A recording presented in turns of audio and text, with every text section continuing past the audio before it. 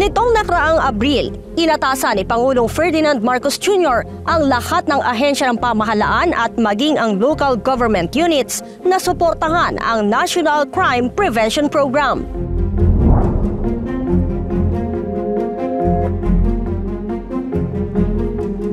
Bilang tugon, ipinag-utos ni PNP Chief Police General Romel Francisco Marbil ang heightened police presence o pagpapakalat ng mas maraming pulis sa lansangan upang agad na makaresponde sa mga insidente kung kinakailangan. 85% ng mga pulis ang inilabas para gumawa ng mga fieldwork, kabilang dyan ang pagsasagawa ng foot patrol, Oplan Galugad, motorcycle patrol, Oplan Sita at checkpoint. Ayon kay PNP Public Information Office Chief Police Colonel Jean Fajardo, magdadalawang isip din aniya ang mga kriminal na gumawa ng krimen kung maraming pulis na nakikita sa paligid. Alam po natin na kapag may mga pushers dyan, may mga user, this may trigger yung mga kaso po na iba na nai-involve din sa iba-ibang mga kaso including theft po. And of course, yung mga oplansita natin, yung mga random checkpoints natin ay paiigtingin po natin.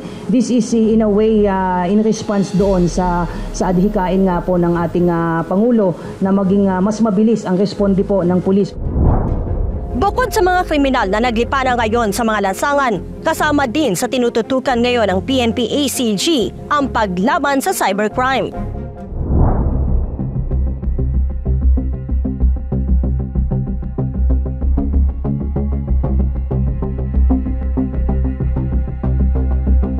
Ito'y upang magtuloy-tuloy na ang pagbaba ng krimen gamit ang cyberspace. Base sa datos ng PNP, bumaba ng 36.16% ang naitalang kaso ng cybercrime sa bansa sa unang semester ng taong kasalukuyan. Mula kasi sa 12,808 na cybercrime incidents noong first semester ng 2023, nakapagtala lamang ang PNP ng 8,177 ngayong taon ng kaparehong buwan. Kabilang dyan ang online selling scams na bumaba sa 1,613 cases mula sa 3,468 noong nakaraang taon. Bumaba din sa 650 mula sa 1,001 ang investment scam, habang mula sa 736 ay nasa 528 na lamang ang debit at credit card fraud. Sinabi ni Colonel Fajardo na puspusan ang isinasagawang training ng mga pulis para palakasin pa ang paglaban sa cybercriminals.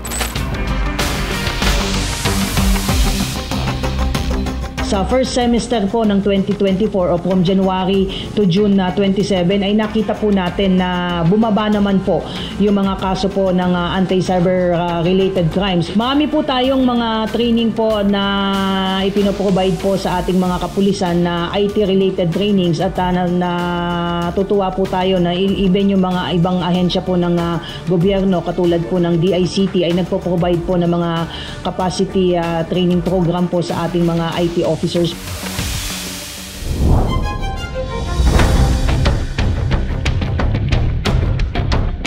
away from computer.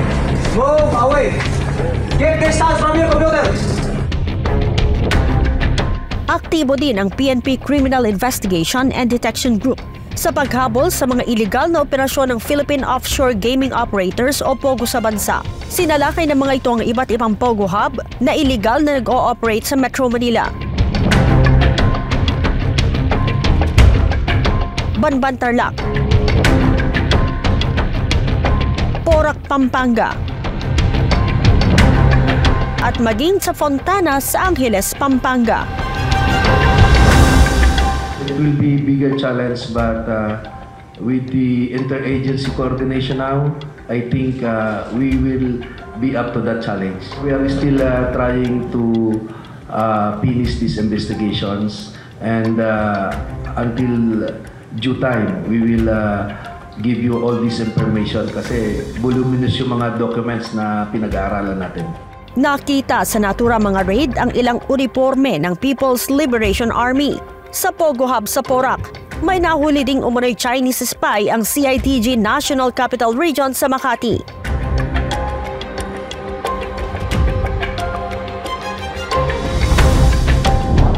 Bunsod nito, aminado ang PNP na isa itong security concern Subalit wala daw kinalaman ang ginawa ng PNP na paglalabas ng 85% ng mga pulis sa lansangan.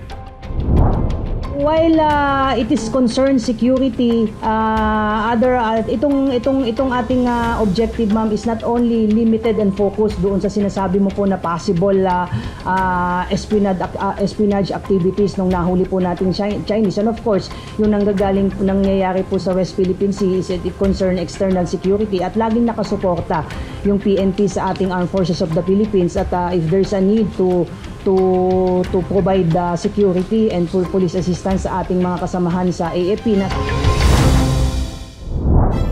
Sa kabila nito, ipinagmalaki ng PNP na mababa pa rin ang krimen sa pangkalahatan na nasa 21.35% lamang kumpara noong nakaraang taon. Dea Ilagan para sa SONA 2024. Diyos ang aming sandigan, serbisyo publiko ang aming pinahahalagahan.